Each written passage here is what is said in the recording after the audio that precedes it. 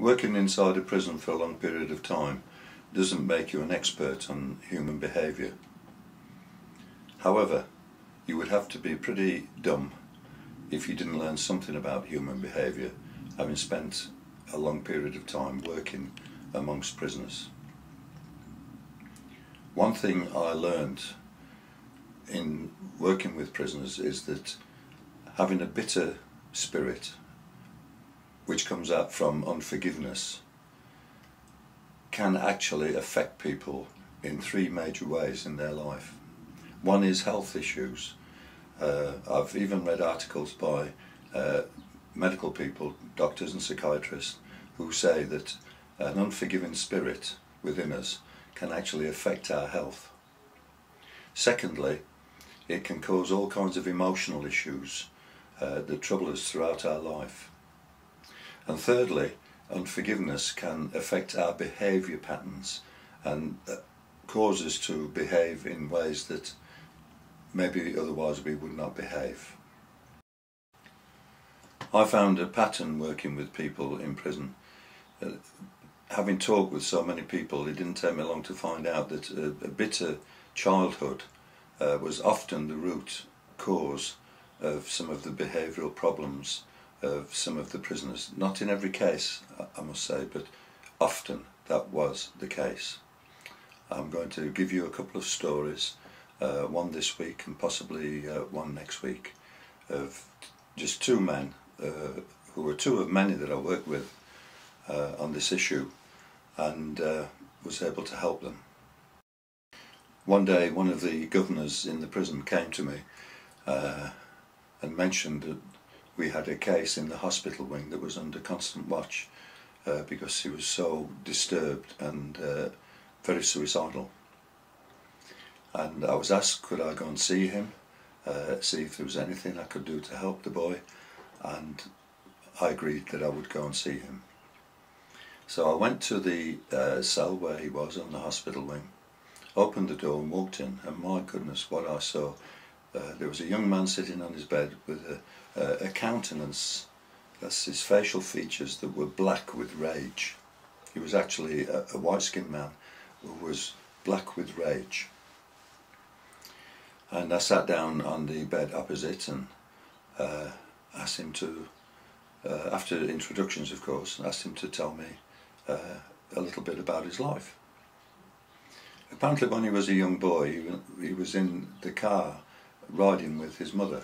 Back in those days they didn't have compulsory seatbelt use, and so he sat in the front passenger seat without a seatbelt. Pretty soon, being a small tot, he began to bounce up and down on the seat, and his mum told him not to, but he continued to do so because it's hopeless telling children not to do something anyway, isn't it? And pretty soon he was standing up in the seat and then jumping up and down on it, and no matter how much his mum told him not to, he continued to do so. Before very long he jumped from his seat onto his mum's lap. The car crashed, Mum died, and he survived. His father was really badly affected by this and accused his son of being a murderer, and constantly said to him, "You killed your mother, you are a murderer." He dressed the young boy up as a little girl and sent him out to play with his mates. Well, as he matured physically, also he matured emotionally, and the feelings within him turned to anger and then rage towards his father, and he expressed to me how much he hated his father. I said to him, "Have you had any help on this issue? Have you seen anybody?" And he told me he'd seen 3 psychiatrists, and I said, "Well, what did these 3 psychiatrists say to you?" And he said, "Well, I've been advised to go to the police and try and take out a prosecution against my father." And I said, "Well, have you done that?" And he said, "No." And I said, "Why have you not done that?" And he went silent. So I said to him, "Could I offer my opinion as to why you haven't followed that advice?" And he said, "Sure." if you want. And I said, I think the reason you're reluctant to go to the police about your father is that deep down inside of you, you still love him and you don't want to hurt him. At that point, the boy started crying, which turned to sobs. And I waited until he'd finished sobbing. And then he said to me, you know, I'm in a prison for life. I'm serving a life sentence. Now, he wasn't talking about the prison where we were together right at that moment. He was talking about a prison inside. And he said to me, I'm serving a life sentence in here. And I said to him, would you like to get out of that prison? And he said, yes, I would, but it's impossible. I said, nothing's impossible. I said, what would you do to get out of that prison? He then said to me, I would do anything, literally anything, to get out of that prison. And I said, remember you said that. And he said, why? I said, because I'm going to now show you, or tell you, a way to get out of that prison. But I warn you that when I tell you, you will hit the roof, so to speak, get angry, in other words, fly into a rage. He looked at me and he said, okay, tell me. And I said, son, forgive your dad. Oh, it was like putting a match to a bomb. He flew into a rage. And I just sat there patiently and waited till he came out. He was swearing and cussing and saying things about his father, how much he hated him and he could never forgive him. And then he turned to me and he said, and this is the key, how can I forgive the so-and-so in this war when I feel the way I feel? There's the key. Every time, that's the key. And then I said to him, now, you, just a few moments ago, you told me that you would do anything to get out of that prison. Did you mean that? And he said, well, I suppose I must have meant it. But I can't forgive when I feel the way I feel. So I said, now if I told you a way of controlling that feeling, would you be prepared to have a little go at it? And he said, well, nothing ventured, nothing gained. I suppose I could try. So I said to him, okay, what I want you to do, when I leave this cell, I want you to walk up and down this cell, which wasn't very big, 20 times. I just made that up. The figure was irrelevant, really.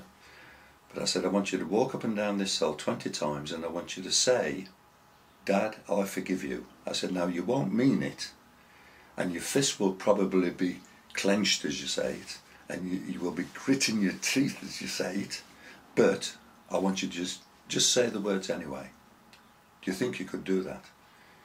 He said, well, sounds silly to me, but I'll try it. I said, okay. And then this afternoon, I want you to do the same thing again, walk up and down 20 times and say those words, Dad, I forgive you. And I stressed that he probably would not mean it, and he probably would have his fist clenched and his teeth gritted as he said it. I said, but that's irrelevant, just say the words. Tomorrow morning I will come back and I will see you again. So I left the cell. The next morning I went back to the cell and I walked through the door, and there he was sitting on the bed with a big grin across his face like a Cheshire cat. And then he said the words that I've heard so many, many times from men in prison. He said, John, it works, doesn't it? I said, you're telling me it works, I know. I said, I didn't get this out of a book. I learned this from my own experience. And also, I got it from the Bible. And then I sat down and told him about Jesus Christ. I have to say he did not accept Jesus Christ there and then, but he certainly was interested. And then I said to him, I said, now let's be realistic about this. I said, this isn't going to make the problem go away just in a short period of time. I said, I've given you an exercise that you must do fairly constantly, until you feel that you're free and that you really do mean what you say, that emotionally you mean or you feel that what you're saying is true. And he promised me he would do that. Within 2 days he was out of this suicide watch cell. Within less than a week he was put on a normal location, on a normal wing, and he was given a job painting. The number of people that came to me and said, "John, what on earth did you do?" I mean, he was so well known in the prison anyway for his rage and his anger. And officers came to me, governors came to me, prisoners came to me and said, "What on earth did you do to that fella? He's a different man." And I just joked with him. I said, "Well, if I told you that, you'd be as smart as me, wouldn't you? It was just a joke." And then I would say, well, if you really want to know what I did, read the Bible, particularly the book of James. You'll get a clue as to what I did and why I did it. You see, folks, it does work. What we say is what we come to think, and that affects the way we feel. It's all there in the Bible. It's in the book of James. It's throughout the Bible, actually, but I got it from the book of James. And the Bible works. And I promise you, if you try it, and try it long enough, I mean, I've never seen anything work quite as fast as it did with that man. I mean, in my own personal life, it sometimes took me a whole lot longer to get to that place where I felt better about people. But maybe the Lord was just helping me out in that case. And as I say, in 2 days he was out of the cell. In less than a week he was back on normal location. But the Bible is God's word, and it does work. And I would advise you to try it for yourself. The next time I'll tell you another story which was similar but different. And I just hope that these stories are helping somebody out there, because that's the whole purpose of my ministry. Since I retired, I just want to bring God's word into people's lives. I want to bring Jesus Christ and communicate to you that Jesus Christ is totally reliable, totally trustworthy, and that his word actually works. Now that's impressive, isn't it? Something that works. The King of all kings, Jesus Christ, the Lord of glory, always keeps his word. God bless you, folks. Have a wonderful week. Bye.